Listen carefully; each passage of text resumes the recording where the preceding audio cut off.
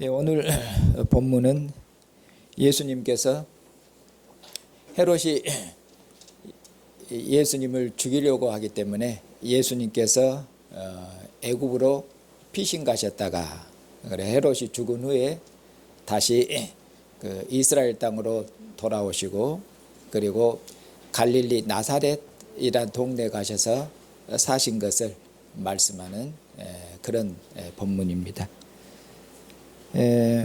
오늘 본문 말씀은 시작하는 부분은 예수님께서 애굽으로 피신해서 내려가시는 그런 장면이고 끝부분은 애굽에서 돌아오셔서 나사렛에 가서 사시는 그런 장면이고 가운데에는 헤롯 왕이 그처럼 예수님을 해하려고 하는 그런 장면으로 그렇게 이루어져 있습니다. 자, 그러면은 이제 하나님 말씀을 좀 더 자세히 보십시다.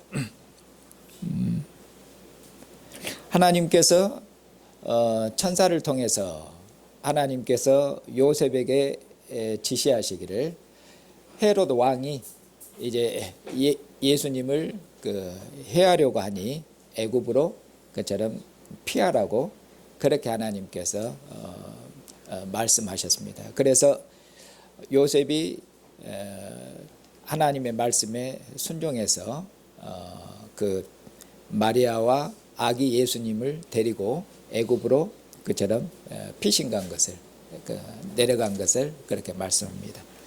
그런데 예수님께서 애굽으로 내려간 이것을 마태 사도께서 어떻게 이것을 해석해서 말씀하시냐면은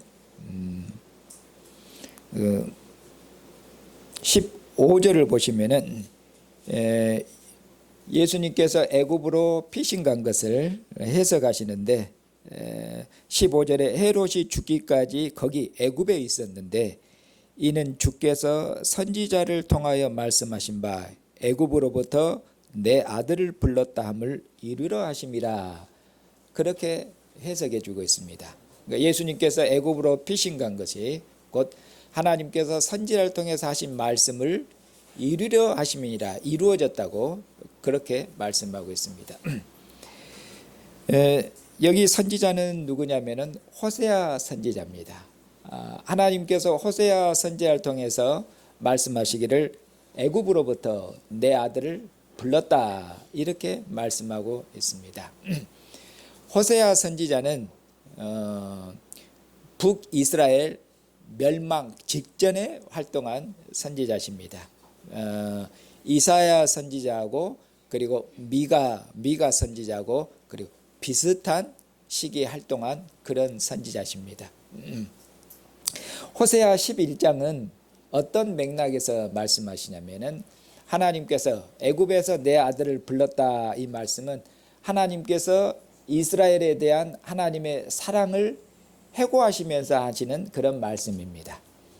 하나님께서 이스라엘을 사랑하셨습니다. 그래서 하나님께서 애굽에서 이스라엘을 부르셨다는데 애굽에서 내 아들은 이스라엘을 두고 한 얘기입니다. 하나님께서 애굽에서 내 아들 장자인 이스라엘 하나님이 부르신 것은 하나님이 이스라엘 애굽에서 건지신 것을 말씀합니다. 애굽에서 이것을 지금 예수님께서 애굽으로 피신 간 것을 바로 이 말씀을 이루라 하심이라 이 말씀을 성취하시려고 예수님께서 애굽으로 내려가셨다고 그렇게 말씀하고 있습니다. 구약의 모든 말씀은 그리스도 안에서 성취되고 그리스도 안에서 완성됩니다. 그래서 구약 전체를 해석할 때 항상 그리스도를 중심으로 그처럼 해석을 합니다. 하나님께서 지금 예수님께서 애굽으로 내려가시는 장면, 그러니까 하나님께서 예수님을 그처럼 헤롯의 살해로부터 헤롯이 죽이려고 하는 그 헤롯의 위험으로부터 하나님께서 예수님을 구원하신 것은 지금 구약 배경으로는 하나님께서 모세를 구원한 것과 그런 비슷한 그런 상황입니다. 하나님께서 모세를 구원하셨죠. 하나님께서 모세를 하나님이 구원하신 것은 곧 하나님이 이스라엘을 구원하신 것과 같습니다. 하나님께서 모세를 통해서 이스라엘을 애굽에서 건져내시기 때문에 그렇습니다. 그래서 하나님께서 모세를 하나님의 바로 왕으로부터 하나님이 지키시고 보호하시지 않습니까? 그런 것처럼 하나님께서 헤롯 왕의 그런 위협으로부터 하나님께서 예수님을 지키시고 보호하시죠. 천사를 보내셔서 지시하심을 통해서 하나님이 예수님을 지키고 보호하십니다. 그렇게 하셔서 예수님을 통해서 어떻게 하십니까? 예수님을 통해서 이제 새로운 출애굽, 모세를 통해서 이스라엘을 구원하신 것처럼 하나님께서 예수님을 통해서 예수님을 구원하심을 통해서 예수님을 지키시고 보호하심을 통해서 이 예수님을 통해서 하나님께서 새로운 출애굽을 가져오실 것입니다. 이 아들을 통해서 하나님께서 이스라엘과 그리고 나아가서 열방을 하나님께서 구원하실 것입니다. 그러니 하나님께서 애굽에서 하나님이 이스라엘을 사랑하셔서 애굽에서 하나님이 이스라엘을 불렀습니다. 곧 이스라엘의 구원입니다. 그러면 이스라엘의 구원이 이제 어떻게 완성됩니까? 이스라엘은 하나님 앞에 범죄해서 지금 망했습니다. 이제 하나님께서 아들을 보내셨습니다. 하나님께서 이 아들을 통해서 이스라엘을 하늘에 속한 구원으로 완성하시려고 애굽으로부터 구원이 아니라 사단의 권세로부터 어둠의 권세로부터 죄의 권세로부터 하나님께서 이스라엘과 그리고 나아가서 열방을 하나님께서 구원하시려고 하나님의 아들을 보내셨습니다. 그러니 이 아들을 통한 구원이 이전에 이스라엘을 구원한 그 구원이 그리스도 안에서 완결됩니다. 하나님이 그리스도 안에서 베푸신 이 구원보다 더 큰 구원이 없습니다. 하나님이 그리스도를 통해서 베푸신 구원, 이 구원이 하나님의 마지막 구원입니다. 그렇기 때문에 이전의 모든 구원이 그리스도 안에서 완성됩니다. 그래서 이스라엘을 구원한 하나님의 모세를 통해서 이스라엘을 구원했는데 이제 하나님께서 새로운 모세인 그리스도. 그런데 이 새로운 모세는 이전의 모세하고는 다릅니다. 모세는 종이었지만은 이 새로운 모세는 하나님의 정권을 가진 하나님의 아들이십니다. 새로운 모세로 세우신 하나님께서 이 아들을 통해서 하나님께서 이스라엘에게 베푸신 구원을 완성하시고 다시는 빼앗기지 않는 구원, 다시는 무너지지 않는 그 나라를 하나님이 이 아들을 통해 세우시고 그 나라로 이스라엘과 열방을 불러들여서 구원을 완성하실 것입니다. 이처럼 그리스도 안에서 완성된 이것이 바로 새로운 출애굽, 새로운 구원입니다. 바로 이 그리스도 안에서 바로 완성된 이 새로운 구원의 빛 가운데서 이전에 하나님께서 이스라엘을 애굽에서 사랑해서 하나님께서 이스라엘 사랑해서 불렀노라 한 그 말씀이 그리스도 안에서 성취되었느니라. 그리스도 안에서 완성되었느니라. 이스라엘의 구원이 완성되어졌느니라. 그렇게 지금 말씀하고 있는 것입니다. 자, 그리고 나서 이제 16절부터 18절까지에서는 헤롯이 이제 동방박사에게 속은 줄 알고 분노해서 사람들을 보냈습니다. 사람들은 군대를 보냈겠죠. 군대를 보냈습니다. 어디로 보냈겠습니까? 베들레헴에 보냈겠죠. 이 동방박사를 통해서 그리스도에 대한 동방박사에 대해서 그리스도의 탄생에 대한 소식을 들었지 않습니까? 그리고 이스라엘의 대제사장과 서기관들을 통해서 그리스도가 어디에 탄생한 것까지 알아냈습니다. 그리고 동방박사에게 가서 먼저 그리스도를 뵙고 그리스도를 만나 뵙고 그리고 먼저 경배하고 나한테 알려주라고. 그럼 나도 경배하려 한다고. 그렇게 해서 그리스도가 구체적으로 태어난 것이 어딘지 그걸 알고 그리스도를 제거하려고 그랬습니다. 그런데 하나님께서 동방박사에게 하나님이 지시하셔서 헤롯에게로 가지 말고 헤롯에 가지 말고 그처럼 네 고향으로 바로 돌아가라고 말씀해서 그들이 헤롯에게 말하지 않고 동방박사가 다른 길로 자기 고국으로 돌아갔습니다. 나중에 헤롯이 이 사실을 알았습니다.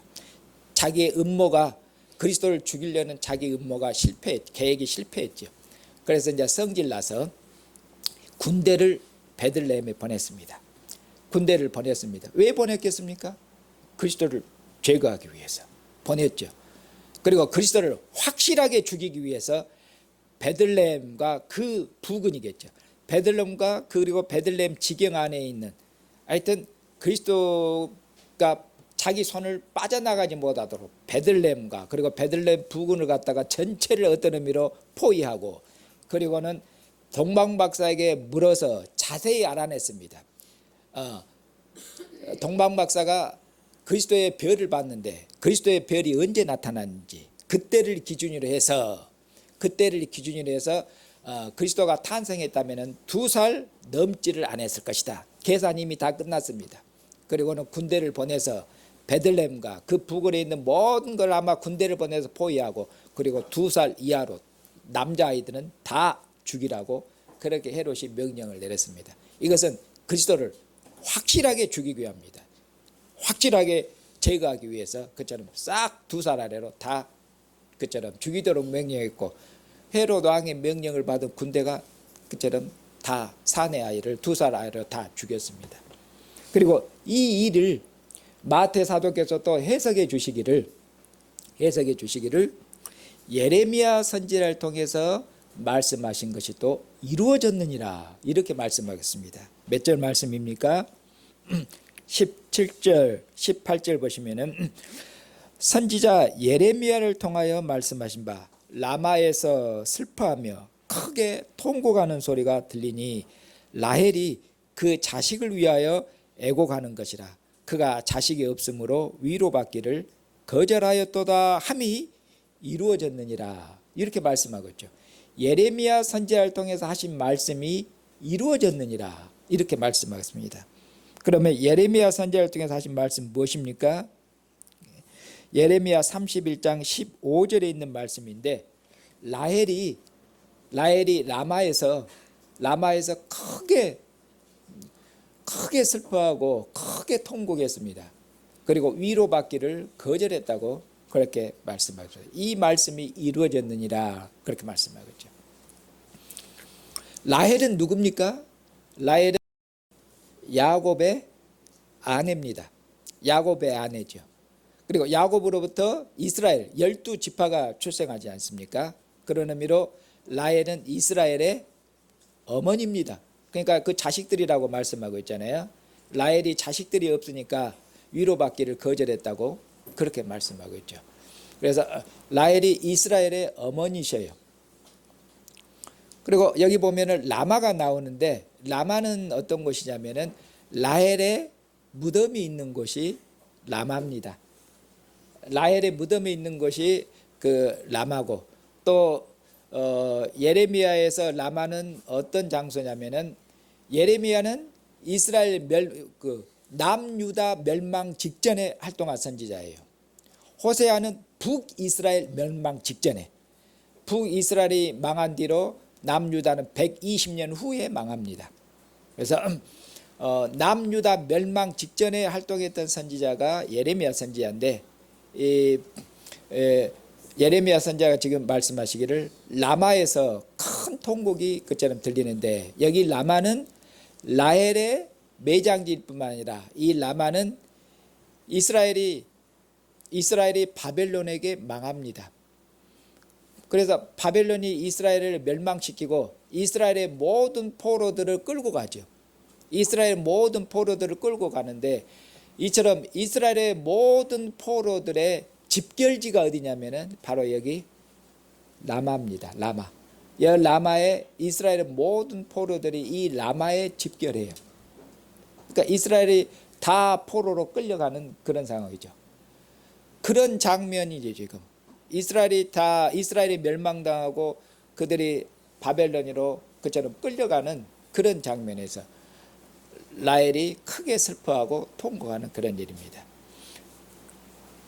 그런데 여기 보면은 이스라엘이 멸망한 것을, 이스라엘이 멸망하고 이스라엘이 포로로 끌려가는 그 상황에 있는 것을 지금 헤롯이 베들레헴의 군대를 보내서 베들레헴에 있는 2살 안에 있는 모든 사내 아이를 죽인 이 사건에다가 지금 적용하고 있지 않습니까? 어떻게 보면 이건 아무런 무관한 얘기죠. 이것도 항상 성취된 빛 가운데서, 완성된 빛 가운데서 그렇게 얘기하고 있는 것입니다. 자, 그러면은 라헬의 슬픔이 지금 헤롯이 2살 아래로, 베들레헴에 있는 2살 아래에 있는 모든 사내 아이를 죽이기 위해서 라헬, 이스라엘의 어머니 라헬의 슬픔이 어쩝니까? 더욱더 극대화되는 그런 겁니다. 이보다 더 라헬의 더 큰 슬픔이 없습니다. 자, 헤롯 왕이 2살 이하로 모든 사내 아이를 죽였습니다. 누구를 죽이려고 그런 것입니까? 목표는 그리스도를 죽이려고 하는 것입니다. 그리스도는 이스라엘의 어쩝니까? 이스라엘의 희망이고 또 나아가서 열국의 이분이 소망입니다. 헤롯 왕이 2살 아래로 모든 사내 아이를 죽임을 통해서 그리스도를 제거하려고 하는 이런 상황이죠. 그러니까 그리스도를 죽이고 그리스도를 끊어버리려고 하는 이런 상황 가운데죠. 그러면 그리스도가 끊어지면 어떻게 되는 겁니까? 그리스도가 죽임을 당하면은 이스라엘은 끝장나는 것이죠. 이스라엘은 구약 때 이스라엘은 망하고 바벨론으로 포로 잡혀가도 하나님께서 이스라엘을 70년 만에 다시 고향으로 돌이키리라 하는 그런 약속이 있었지 않습니까? 그러니까 이스라엘이 망한 중에서도, 크게 슬퍼하는 중에서도 약간의 구약 때는 소망이 있었습니다. 하나님이 메시아를 보내셔서 메시아를 통해서 이스라엘을 다시 회복하시리라는 약속, 소망이 있었기 때문에 그렇지 않습니까? 그런데 그리스도가 끊어지면 이스라엘은 끝나는 것이고, 크리스도가 끊어지면 실은 열국도 다 끝나는 것이죠. 그러니까 있잖아요, 헤롯 왕이 그리스도를 끊어버리고 그리스도를 죽이려고 하는 이런 상황 가운데서 라헬이 크게 슬퍼하는 것이죠. 이보다 더 큰 슬픔이 없고 이보다 더 비참한 것이 없죠. 그리스도가 끊어지면 모든 것이 끝나기 때문에 그렇습니다. 바로 이런 빛 가운데서 예레미야 선지자를 통해 예레미야 선지자가 그 말씀한 것을 그처럼 인용해서 이 말씀이 이처럼 이루어졌다고 그렇게 말씀하고 있는 것입니다. 자, 그 다음에 이제 19절부터 23절까지에는 헤롯이 죽은 후에 하나님께서 다시 그 천사를 통해서 하나님께서 요셉에게 하나님이 지시하시기를 이스라엘 땅으로 다시 이제 돌아가라. 왜? 헤롯이 죽었으니까. 그래서 요셉이 하나님의 지시하심을 듣고 하나님의 명령에 순종해서 이스라엘 땅으로 들어갔습니다. 그런데 이스라엘 땅으로 들어갔는데 보니까 예수님을 죽이려고 했던 헤롯, 그 헤롯 왕의 아들이 헤롯 왕의 뒤를 이어서 유대의 왕이 됐어요. 그래서 요셉이 이스라엘 땅으로 들어갔는데 거기서 더 아마 나아가기를 두려워하고 좀 주저했습니다. 그러니까 하나님께서 요셉에게 지시해서 하나님께서 갈릴리 땅으로 그처럼 인도하셔서 요셉이 아기를 데리고 갈릴리의 나사렛이란 곳에 가서 살게 되었다고 말씀하죠. 이렇게 해서 예수님께서 갈릴리 나사렛이란 그 동네 가서 사셨는데, 예수님께서 갈릴리 나사렛에서 사신 이것이 구약의 선지자들을 통해서 하신 말씀을 이것도 이루려 하심이라고, 예수님께서 나사렛이란 동네에 사셨는데 이것도 구약을 성취하신 것이라고 그렇게 말씀하겠습니다. 거기 보시면은 제일 마지막 절입니다. 23절을 보시면은 나사렛이란 동네에 가서 사니 이는 선지자로 하신 말씀에 나사렛 사람이라 칭하리라 하심을 이루려 함이러라, 이렇게 말씀하겠죠. 여기서 좀 더 하나님 말씀을 좀 더 정확하게 말씀드리면은 이는 선지자로 하신 말씀에, 우리말 성경에는 선지자에서 단수로 되어 있죠. 근데 성경 원문은 어떻게 되어 있냐면은 이는 선지자들로 되어 있습니다. 이는 선지자들로 말미암아 하신 말씀, 그러니까 나사렛 사람이라 칭하리라, 하나님이 한 선지자를 통해서 하신 말씀이 아니라, 여기 보면은 하나님께서 선지자들 복수로 되어 있어요. 이렇게 보면은 하나님이 모든 선지자를 통해서 하나님이 말씀하셨다, 예언하셨다, 그 말씀입니다. 하나님이 구약의 모든 선지자를 통해서 하나님께서 구약의 모든 선지자, 구약의 많은 선지자를 통해서 선지자들을 통해서 하나님이 예언하셨는데 뭐라고 말씀하셨냐면 하나님께서 메시아를 보내실 건데 이 메시아가 나사렛 사람이라 칭하리라.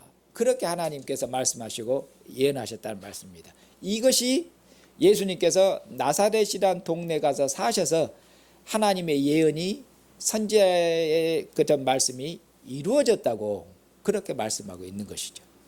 그런데 여기서 이제 독특한 점이 뭐냐면은 구약의 선지자들의 예언을 찾아보면은 선지자들이 예언했다고 말합니다. 메시아께서 나사렛 사람이라 칭하리라. 선지자를 통해서 하나님이 예언하셨다고 그랬죠. 그런데 이 말씀을 구약에서 찾아보면은 없습니다. 하나님께서 내 아들을 애굽에서 불렀느니라. 호세아 11장 1절에 있지요. 라헬이 라마에서 크게 통곡하고 위로받기를 거절했도다. 하나님이 선지자 예레미야를 통해서 하신 말씀이 거기 기록되어 있죠. 그러면은 예수님께서 나사렛 사람이라 칭하리라 이렇게 예언했다고 했지 않습니까? 그럼 구약성경에 이 예언이 나와야 되지 않습니까? 그런데 안 나와요.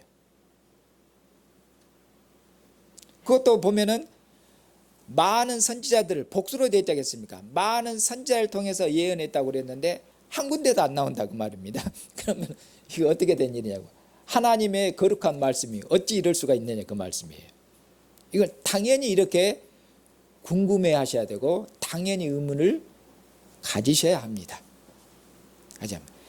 그러면은 예수님께서 나사렛이란 동네가 사신 것이 이것이 구약의 선지자들의 예언을 그처럼 이루려 하십니다. 성취됐다고 그렇게 말씀하는데 그럼 이것은 어떤 의미인고 그런 말씀입니다.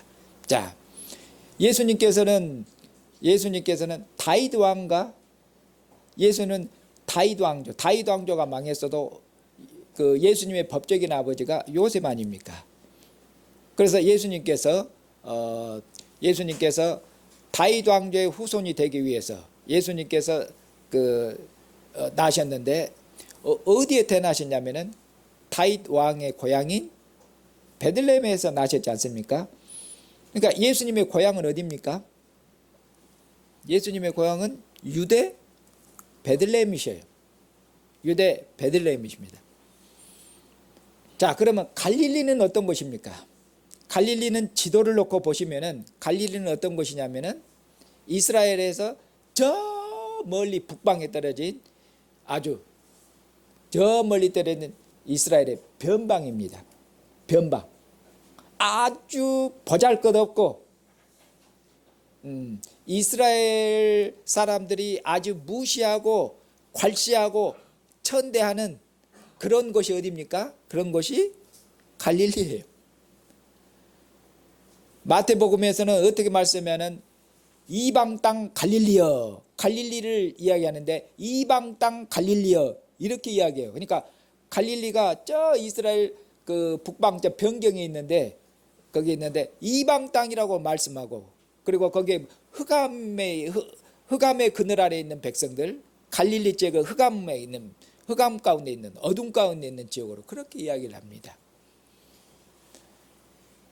그리고 우리가 요한복음을 보시면은 요한복음에 빌립이 나다나엘에게 와서 하는 말씀이 뭐냐면은 야 선지자들이 기록한 그분을 만났다. 빌립이 크게 기뻐하면서 나다나엘을 찾아왔어요. 선지자들이 예언한 그분, 그럼 선지자들이 예언한 그분이 누구겠어요? 당연히 메시아를 두고 하는 얘기예요. 선지자들이 예언한 바로 그분을 만났다. 그렇게 말해요. 그런데 바로 그분이 누구냐? 바로 그분 메시아인데 그분이 누구냐? 나사렛 예수니라. 그러니까 나다나엘이 빌립이 하는 말을 듣고 뭐라고 그럽니까? 콧방귀를 껴봅니다. 나사렛 사람? 나다나엘 하는 말, 야 나사렛이란 동네에서 무슨 선한 것이 나올 수가 있느냐? 나사렛이란 곳에서는 선한 것이 나올 수가 없는 동네다. 택도 없는 소리 하지 마라. 한마디로 말이죠. 나사렛 갈릴리 나사렛 지역에서는 선한 것이 나올 수가 없다. 그런 데서는 나올 수가 없는 것이다. 이렇게 완전히 나사렛을 갖다가 무시하지 않습니까? 이것은 나사렛 나다나엘뿐만 아니라 이스라엘 사람들이 갈릴리에 대해서 가지고 있는 일반적인 생각이에요. 갈릴리는 저 이스라엘에서 멀리 떨어진 북방이니까 거기는 더러운 곳 아니에요. 성전이 있는 예루살렘이 거룩한 곳이고 저 멀리 저 북방의 변방에 떨어져 있는 거기는 아주 더럽고 부정한 곳이죠.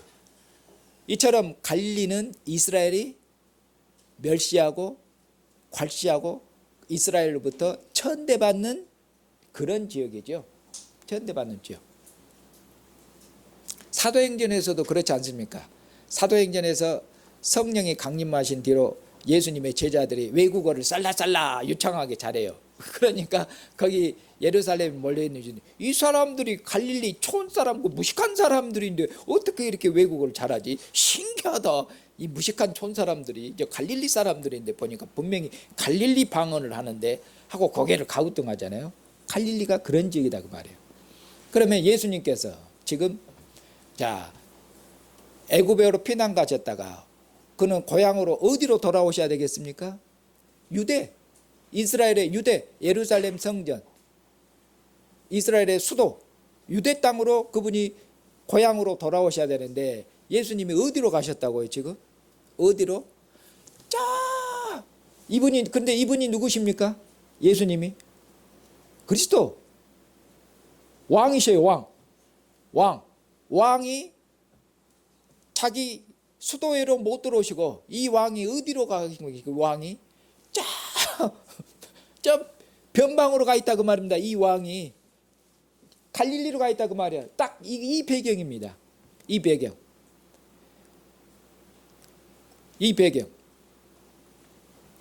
그러니까 왕이 갈릴리로 가. 그리고 왕이신 그리스도께서 왜 갈릴리로 가시게 됐습니까? 왜? 그가 원하셔서 갈릴리로 그냥 가신 것이에요? 아니지 않습니까?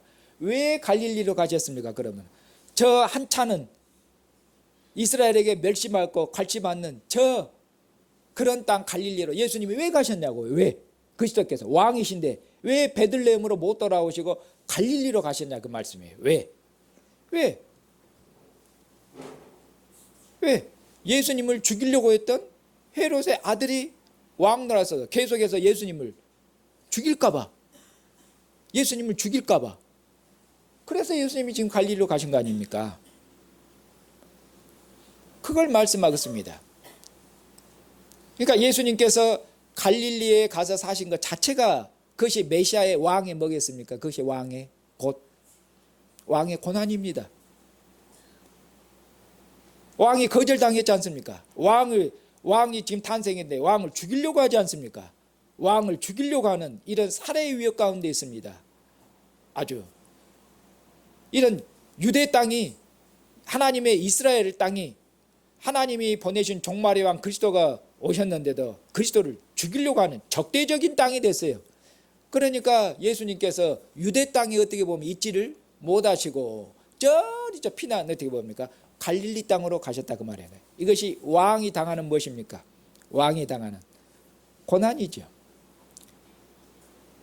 왕이 당하는 고난이고 나사렛 사람 하면 그것은 그 조롱하는 말입니다.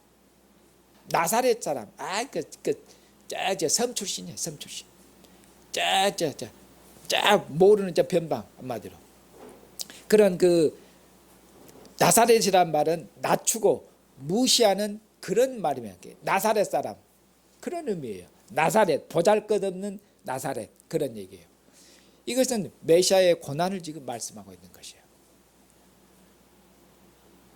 그러니까 예수님께서 갈릴리 지역에 사셨는데 갈릴리 지역에 사셔서 나사렛 사람 그렇게 사람들로부터 조롱과 멸시와 괄시를 받는 그런 지역에 예수님께서 사셨는데 이것은 뭐냐 실은 구약의 선지자들이 예언한 모든 예언이 그리스도 안에서 이루어진 것이다 이렇게 말씀해요.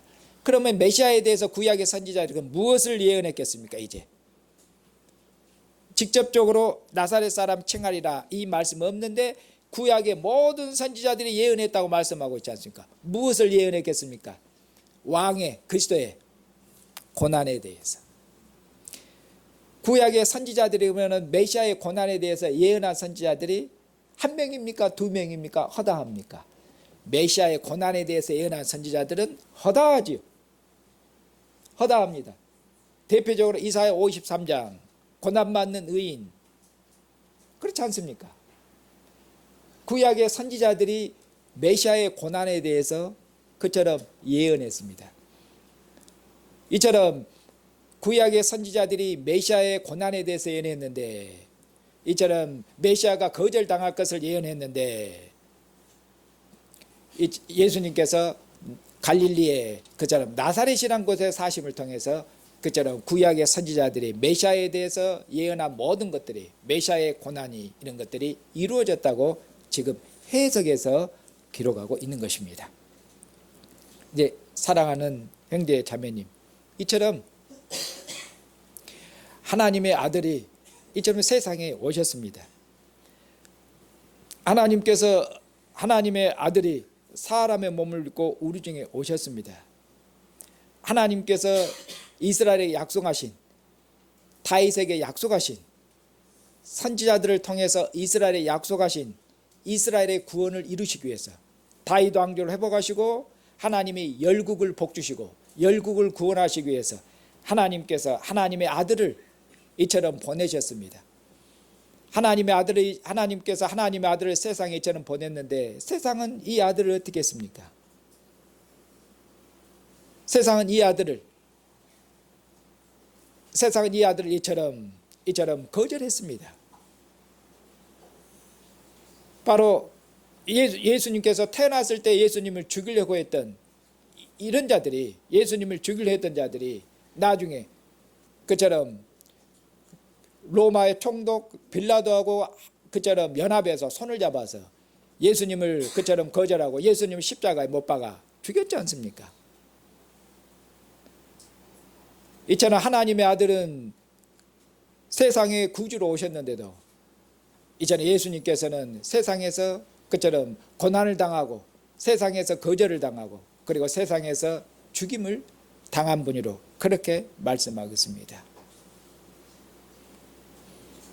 그러나 하나님께서는 세상이 거절했어도, 세상이 이처럼 당신은 그리스도가 아니다고, 당신은 우리의 구주가 아니다고, 당신은 하나님의 아들이 아니다고, 이처럼 예수의 왕 되심, 예수의 메시아 되심, 그것을 인정하지 않고, 그리고 그것을 가져 우리의 왕은 누구뿐이다고, 이스라엘의 지도자들, 그리고 지도자들과 한 몫으로 우리에게 왕은 누구뿐이다고 이야기했습니까?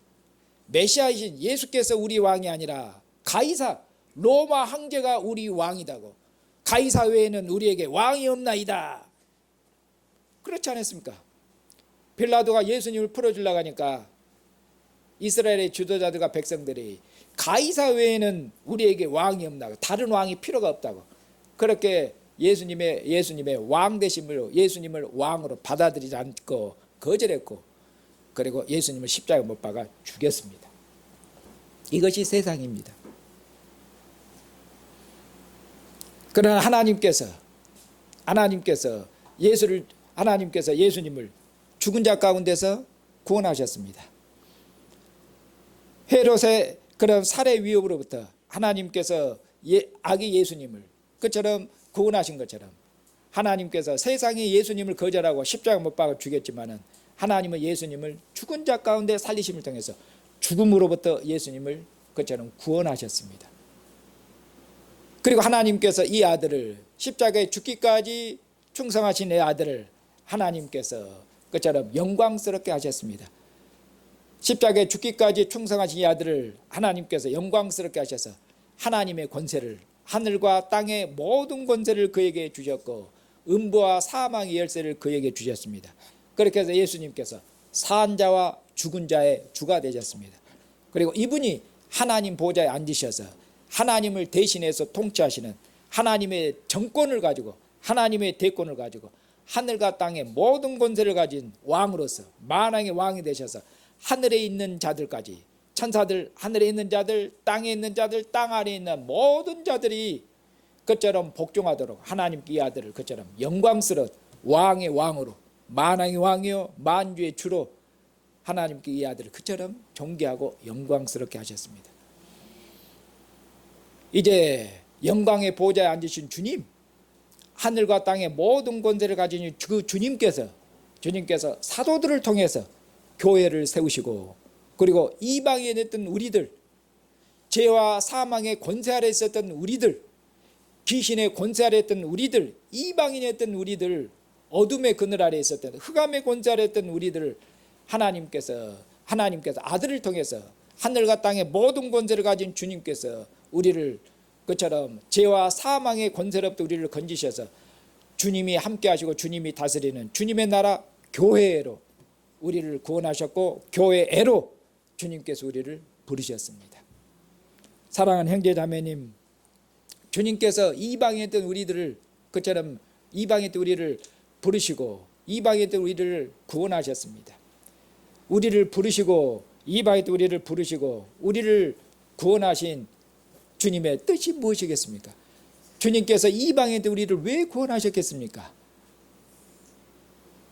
그건 다른 것이 아니라 우리로 주님처럼 살게 하시려고 그런 것입니다.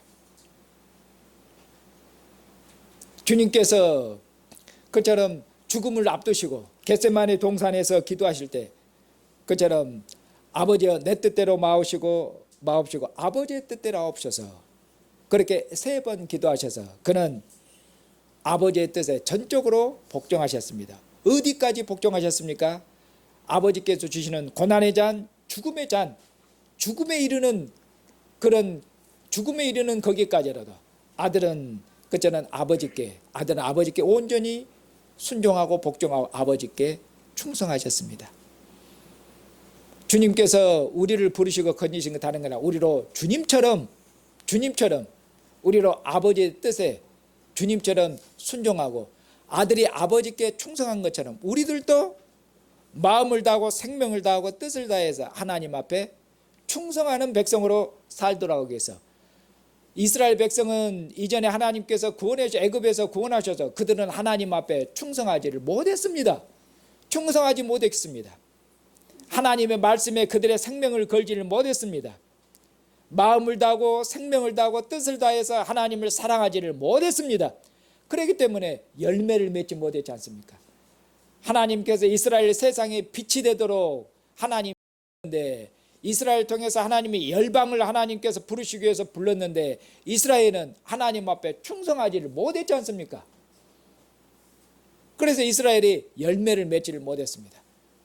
이제 하나님께서 아들을 보내시고 아들의 죽으심과 부활을 통해서 십자가에 죽기까지 충성하신 이 아들의 죽으심을 통해서 하나님께서 새로운 이스라엘을, 새로운 교회를 하나님께서, 하늘에 속한 하나님께서 교회를 하나님께서 지으시고 세우셨는데, 하나님이 교회를 세우신 목표는 마음을 다하고 생명을 다해서 이제는 하나님을 사랑하고 하나님 말씀에 순종함으로 열매 맺는 백성들, 그렇게 해서 교회를 통해서 이제 하나님께서 만민을 부르시고 교회를 통해서 천하 만민을, 모든 민족을 그처럼 부르시고 구원하시는 하나님의 구원 경륜을 이루시기 위해서 하나님께서 그처럼 저와 형제 자매를 부르신 것입니다. 사랑하는 형제 자매님, 하나님께서 아들을 통해서 우리를 구원하신 것은 보통 사람들이, 보통 그리스도인들이 생각하는 것처럼 이 땅에 사는 동안 예수님 믿어서 이 땅에 사는 거 잘 먹고 그리고 잘 살고 그리고 모든 부귀 영화를 누리고 그리고 근심 걱정 없이 이 세상 사는 동안 평안하게 그렇게 살도록 하기 위해서 우리를 구원하신 것이 아닙니다. 이 점을 분명히 하셔야 됩니다. 사랑하는 형제 자매님, 교회의 머리 되신 분, 우리의 주님 되신 분을 세상이 어떻게 대했습니까? 세상이 교회의 머리 되신 우리 주님을 세상이 거절하고 십자가 못 박아 죽였는데 세상이 교회를 환영하리라고 생각하십니까? 교회하고 주님은 일심동체 아닙니까? 교회하고 주님은 하나인데 주님을 거절한 세상이 교회는 환영할 것 같습니까? 교회는 칭찬할 것 같습니까? 결단코 그렇지를 않습니다. 주님께서 말씀하신 것처럼 누구든지 내 뒤를 따라오려거든 십자가를 지고 내 뒤를 따르라, 그렇게 말씀하고 있지 않습니까?